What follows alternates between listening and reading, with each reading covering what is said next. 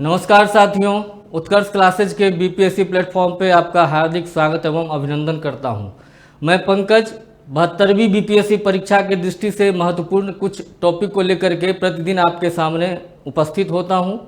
आज से पहले हमने नालंदा विश्वविद्यालय और तक्षशिला विश्वविद्यालय के बारे में चर्चा की थी। प्राचीन भारत के इतिहास के कुछ प्रमुख विश्वविद्यालयों के संदर्भ में जो अपने परीक्षा के दृष्टि से खास करके 72वीं बीपीएससी प्रारंभिक परीक्षा के दृष्टि से अत्यंत महत्वपूर्ण विश्वविद्यालयों के बारे में हम जानने की कोशिश कर रहे हैं। तो आज उसी कड़ी को आगे बढ़ाते हुए हम आपके सामने चर्चा करने वाले हैं विक्रमशिला विश्वविद्यालय के बारे में। यह विक्रमशिला विश्वविद्यालय तांत्रिक बौद्ध धर्म के महान केंद्र के रूप में जाना जाता है।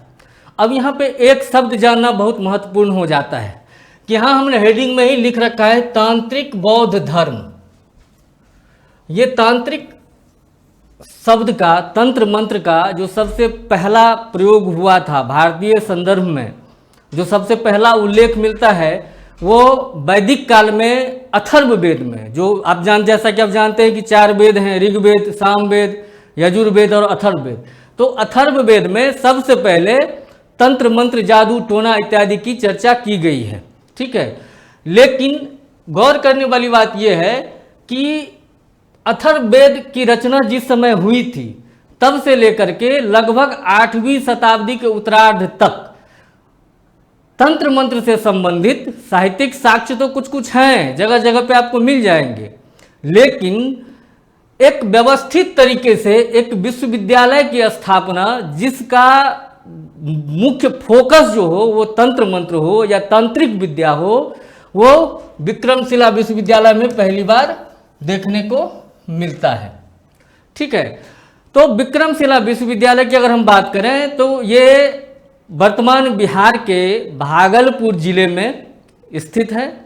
इसकी स्थापना सबसे पहले धर्मपाल, जो पाल शासक थे, जैसा कि आपको पता है कि पाल वंश ने बिहार और बंगाल के क्षेत्रों पर शासन किया था, तो पाल वंश के शासक धर्मपाल ने विक्रमशिला विश्वविद्यालय की स्थापना की थी।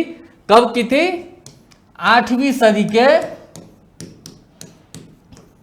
उत्तरार्ध में। 8वीं सदी के उत्तरार्ध में पाल शासक धर्मपाल ने विक्रमशिला विश्वविद्यालय की स्थापना की थी। कहाँ की थी? उसका लोकेशन बड़ा महत्वपूर्ण है, गंगा नदी के तट पे की थी। गंगा नदी के तट पे विक्रमशिला विश्वविद्यालय की स्थापना पाल वंश के महान शासक धर्मपाल ने की थी। अब यहाँ पे एक प्रश्न जो परीक्षा की दृष्टि से महत्वपूर्ण हो जाता है वह यह कि विक्रमशिला विश्वविद्यालय गंगा नदी के तट पे है, तो तक्षशिला विश्वविद्यालय जिसकी हमने चर्चा की है, आज से पहले 2 लेक्चर में हमने चर्चा की नालंदा विश्वविद्यालय के बारे में भी और तक्षशिला विश्वविद्यालय के बारे में भी। तो तक्षशिला विश्वविद्यालय सिंधु, झेलम और हारो नदी के संगम पर, मतलब उस क्षेत्र में अवस्थित है। तो गंगा नदी के तट पर विक्रमशिला विश्वविद्यालय अवस्थित है। तो परीक्षा में आपसे पूछा जा सकता है कि विक्रमशिला विश्वविद्यालय निम्नलिखित में से किस नदी के तट पर अवस्थित है या किस नदी के किनारे अवस्थित है? तो ये भागलपुर के पास गंगा नदी के तट पर अवस्थित है। विक्रमशिला विश्वविद्यालय प्राचीन भारत में बौद्ध शिक्षा के सबसे गौरवशाली संस्थानों में से एक था। ठीक है, यहाँ पे केवल सांसारिक कौशल और आध्यात्मिकता की शिक्षा नहीं दी जाती थी। यहाँ केवल सांसारिक कौशल और आध्यात्मिकता की ही शिक्षा नहीं दी जाती थी, यहाँ गूढ़ विद्याओं की भी शिक्षा दी जाती थी। अभी जो हमने चर्चा की है कि तंत्र मंत्र की बात जो हमने की है कि तांत्रिक प्रणाली का जो है अध्ययन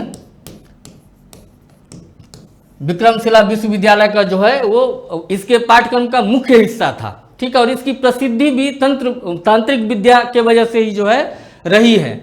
ठीक है,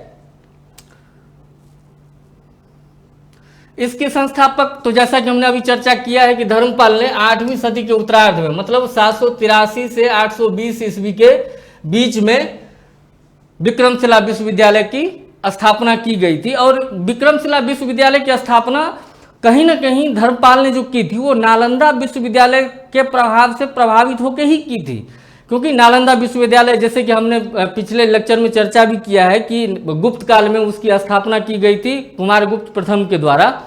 तो ये नालंदा विश्वविद्यालय से प्रभावित होकर के धर्मपाल ने विक्रमशिला विश्वविद्यालय की स्थापना की थी और कहीं ना कहीं ये नालंदा से प्रभावित थी। लेकिन नालंदा में जो पाठ्यक्रम था और विक्रमशिला में जो पाठ्यक्रम था, दोनों में अंतर था, कुछ अंतर था, कुछ मुद्दों में साम्यताएं भी थी। पाठ्यक्रम के कुछ हिस्से जो वहाँ पे थे वो यहाँ भी था, जैसे कि न्याय शास्त्र की बात करें, तत्व मीमांसा की बात करें, तो इन चीज़ों की पढ़ाई नालंदा विश्वविद्यालय में भी होती थी और विक्रमशिला विश्वविद्यालय में भी होती थी। ठीक है, लेकिन जो विक्रमशिला विश्वविद्यालय की विशेषता है वो ये है कि यहाँ पे तांत्रिक बौद्ध धर्म को जो है वो वर्चस्व प्राप्त था, उसकी प्रमुखता थी। अब एक और चीज कि ये बौद्ध धर्म में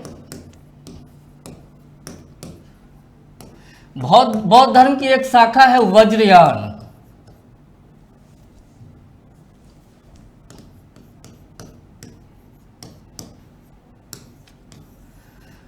ये वज्रयान ये तंत्र मंत्र और तांत्रिक साधना से संबंधित है। ठीक है, बौद्ध धर्म के कई शाखा जो है वो है, जैसे कि हम महायान की बात करते हैं, हीनयान की बात करते हैं, उसी क्रम में एक वज्रयान भी एक बौद्ध धर्म की ही शाखा है। लेकिन ये वज्रयान जो है ये तंत्र मंत्र से संबंधित है। तो जैसा कि हमने अभी चर्चा की है कि धर्मपाल के समय विक्रमशिला विश्वविद्यालय की स्थापना हुई थी और उसके पाठ्यक्रम का प्रमुख भाग क्या था? तंत्र मंत्र था, मतलब तांत्रिक बौद्ध धर्म था। तो वज्रयान की यहाँ पे प्रमुखता थी। वज्रयान संप्रदाय के लोग यहाँ पे प्रमुख रूप से निवास करते थे और यहाँ के पाठ्यक्रम में वज्रयानियों का जो है वो वर्चस्व था। ठीक है, अब बात करते हैं कि इसको राजकीय संरक्षण किससे मिला। चूंकि इतिहास है, राजतंत्र था, तो निश्चित रूप से किसी राज्य के अंदर कोई भी व्यवस्था तभी तक चल सकती है जब तक उसको उस राज्य के राजा का, उस राज्य के शासक का समर्थन प्राप्त हो।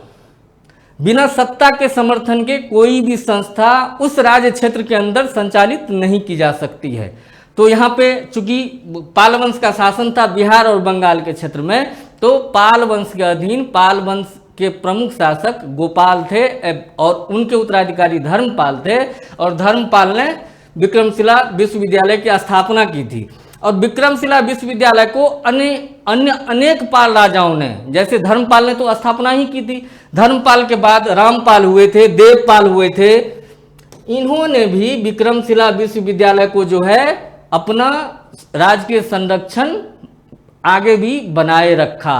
और इसी के वजह से पाल वंश में देवपाल रामपाल के शासन काल में भी जो है विक्रमशिला विश्वविद्यालय का विस्तार जो है वो होता रहा। यहाँ पे जो मठें थी, यहाँ पे जो पढ़ने वाले छात्र थे, उनका जो खर्च होता था वो इन राजाओं के द्वारा जो है दिया जाता था। अब हम बात करते हैं, क्योंकि ये प्राचीन समय की बात है, तो हमें पता कैसे चला कि इसी लोकेशन पे विक्रमशिला विश्वविद्यालय था, भागलपुर में ही विक्रमशिला विश्वविद्यालय था। तो आपको बता दूं कि 1960 ईस्वी में सबसे पहले भारतीय पुरातत्व सर्वेक्षण विभाग के द्वारा एक भागलपुर में गांव है अंतीचक। क्या है? अंतीचक।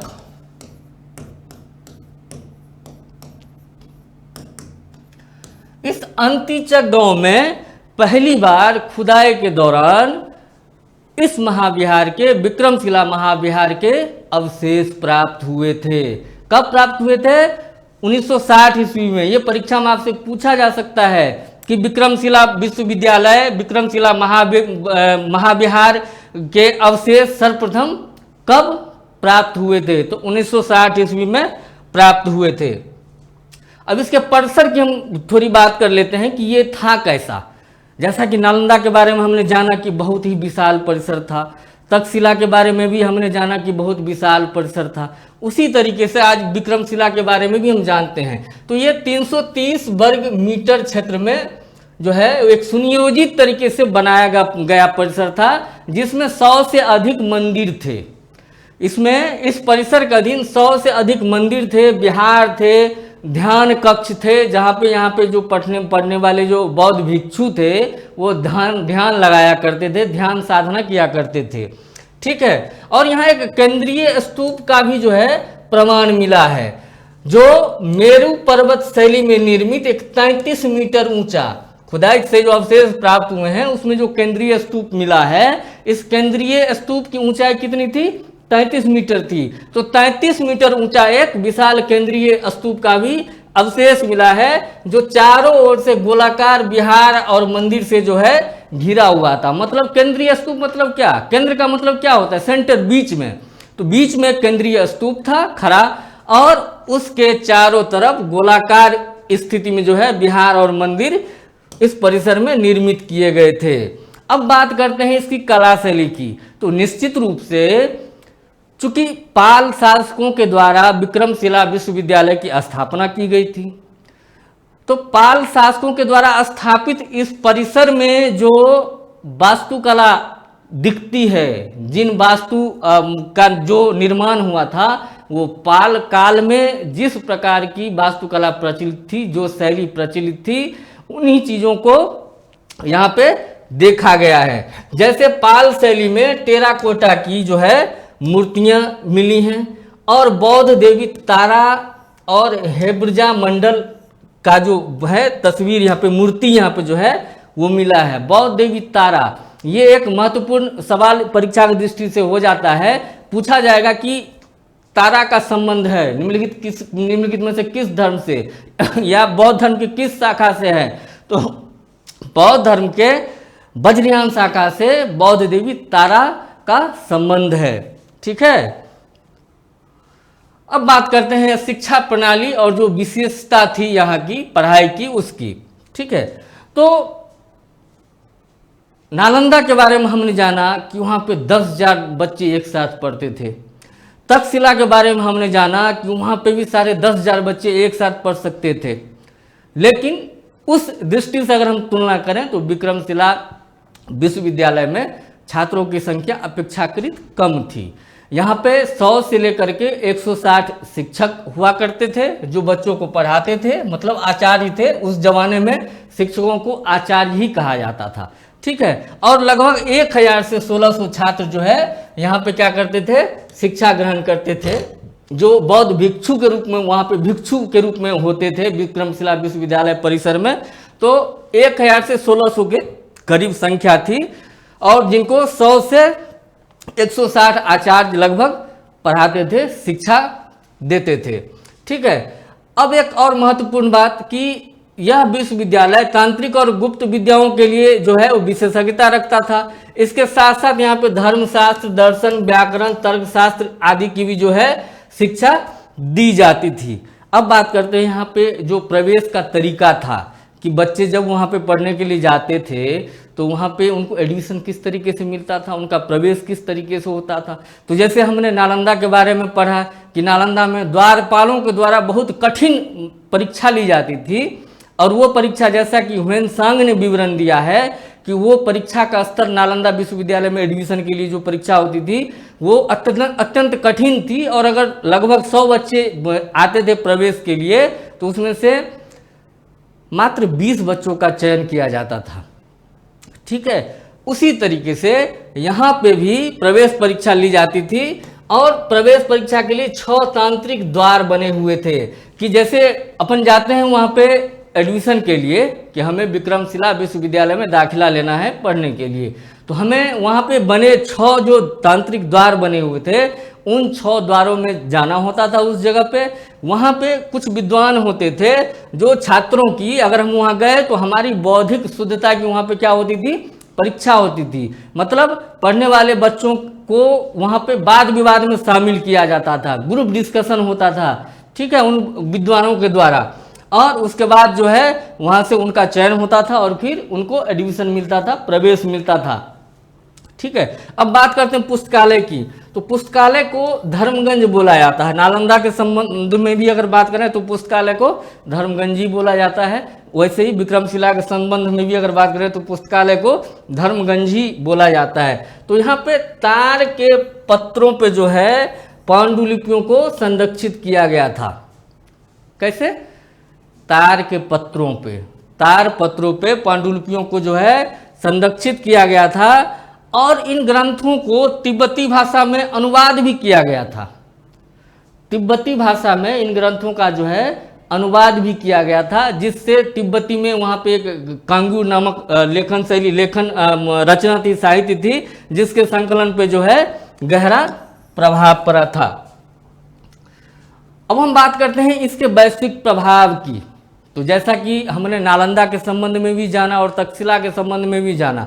नालंदा की अगर बात करें तो चीन से, तिब्बत से, कोरिया से, मतलब एशिया के विभिन्न देशों से लोग यहाँ पे आते थे पढ़ने के लिए। ह्वेनसांग भी आए थे, इसिंग भी आए थे, ठीक है। उसी तरीके से विक्रमशिला विश्वविद्यालय में भी बाहर से लोग आते थे पढ़ने के लिए।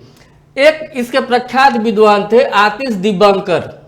आतिश दीपांकर 1982 से 1054 ईस्वी के बीच में यहाँ पे आए हुए, यहाँ पे रहने वाले, पढ़ने वाले सबसे प्रसिद्ध विद्वान में से एक थे। इन्होंने तिब्बत की यात्रा भी की थी और तिब्बत में बौद्ध धर्म की नींव रखने में इनकी बड़ी महत्वपूर्ण भूमिका रही थी।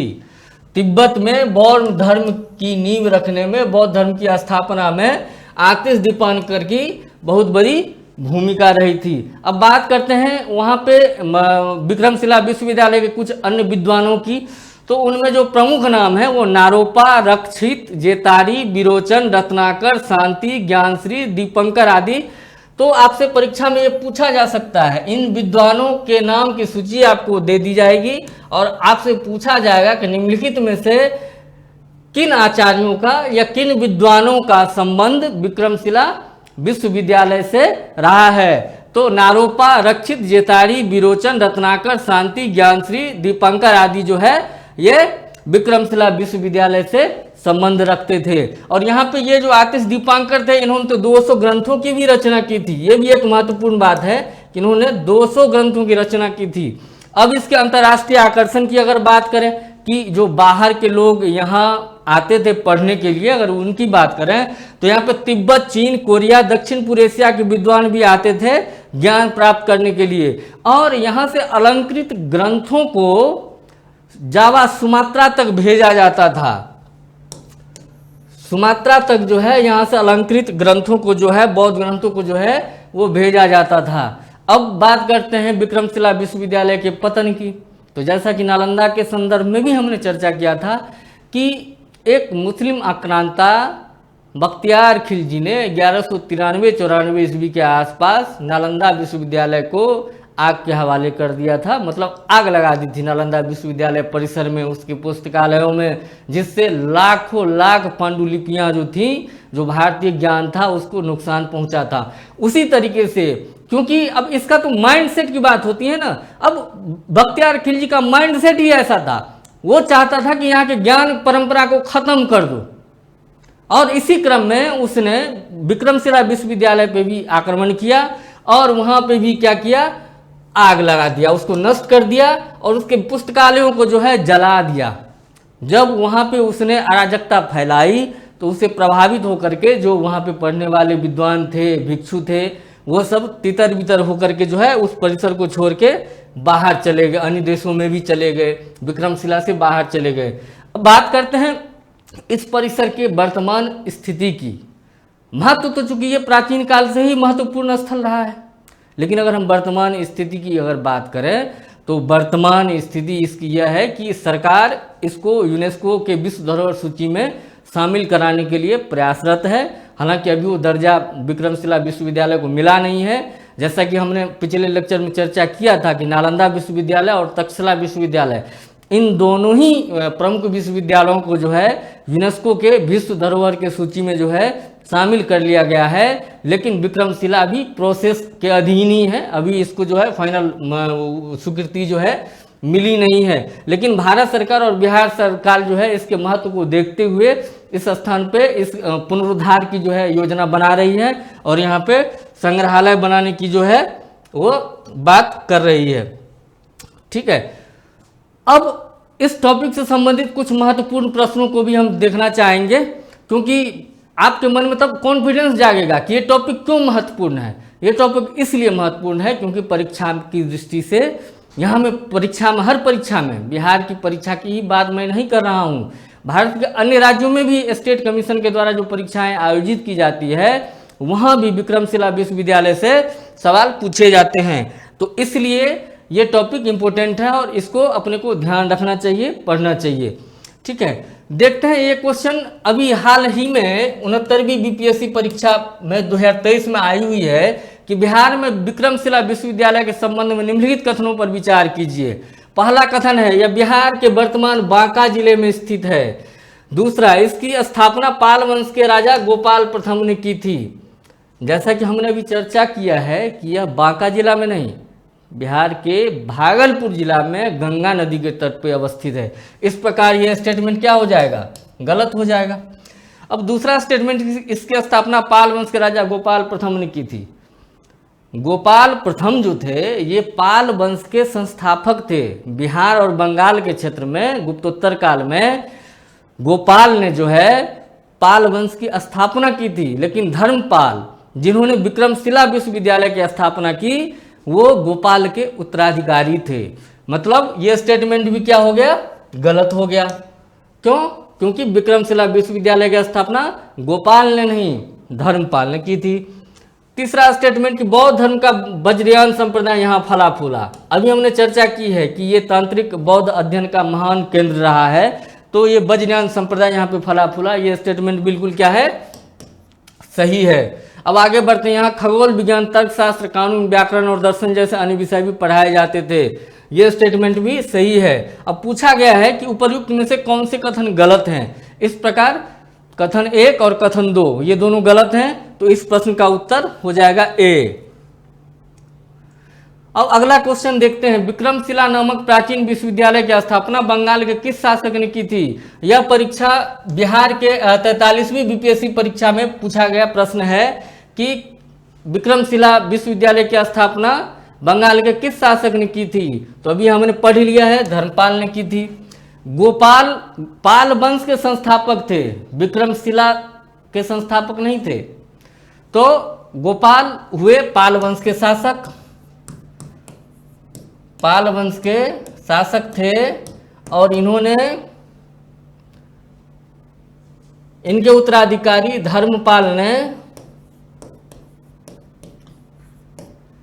विक्रमशिला विश्वविद्यालय की स्थापना की। उनके उत्तराधिकारी देवपाल थे। फिर इसी प्रकार हम आगे बढ़ते हैं।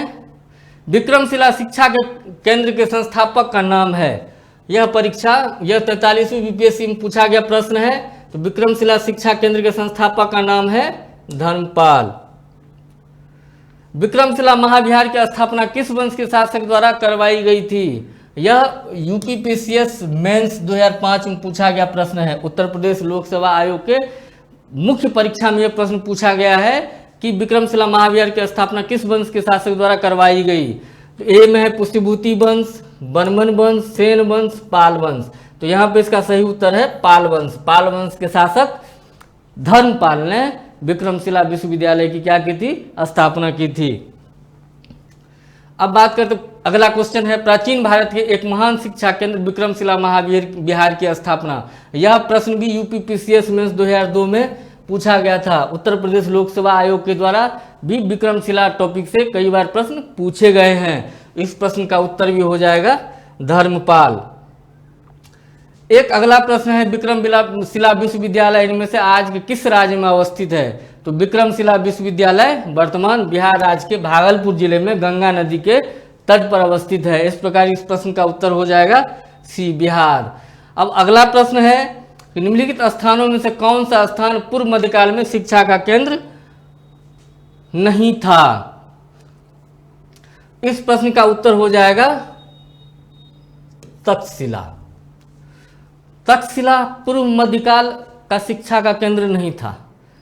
तक्षशिला बहुत प्राचीन समय की बात है, मौर्य युग से पहले की बात है, जब तक्षशिला एक महत्वपूर्ण शिक्षा का स्थल हुआ करता था। तक्षशिला का संबंध चाणक्य कौटिल्य से है, मौर्य शासक चंद्रगुप्त मौर्य से है। तो पूर्व मध्यकाल का जो शिक्षा केंद्र है वो तक्षशिला नहीं है।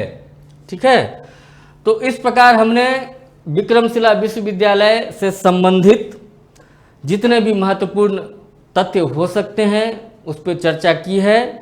आशा करता हूँ कि इन चीज़ों को आप एक बार रिवाइज जरूर करिएगा, तो निश्चित रूप से परीक्षा में अगर प्रश्न पूछे जाएंगे तो आप गलत नहीं करेंगे, ठीक है। और यहाँ से आप एक प्रश्न तो करने की स्थिति में हमेशा ही रहेंगे। और क्योंकि ये टॉपिक महत्वपूर्ण क्यों है, ये बात भी जानना महत्वपूर्ण हो जाता है कि टॉपिक महत्वपूर्ण क्यों है। इस बात का ये प्रमाण है कि विभिन्न लोक सेवा आयोगों के द्वारा जो है यहाँ से लगातार जो है प्रश्न पूछे गए हैं, ठीक है। तो प्राचीन भारत में शिक्षा के केंद्र में जो हमने शिक्षा केंद्र से संबंधित जो विभिन्न टॉपिकों को लेकर के हम आपके सामने आ रहे हैं, उसमें हमने 3 टॉपिक कंप्लीट कर लिए हैं। नालंदा कंप्लीट कर लिया है, तक्षशिला कंप्लीट कर लिया है और आज विक्रमशिला को भी हमने कंप्लीट कर लिया है, ठीक है। तो फिर मिलते हैं अगले लेक्चर में किसी अगले महत्वपूर्ण टॉपिक को लेकर के लिए। धन्यवाद।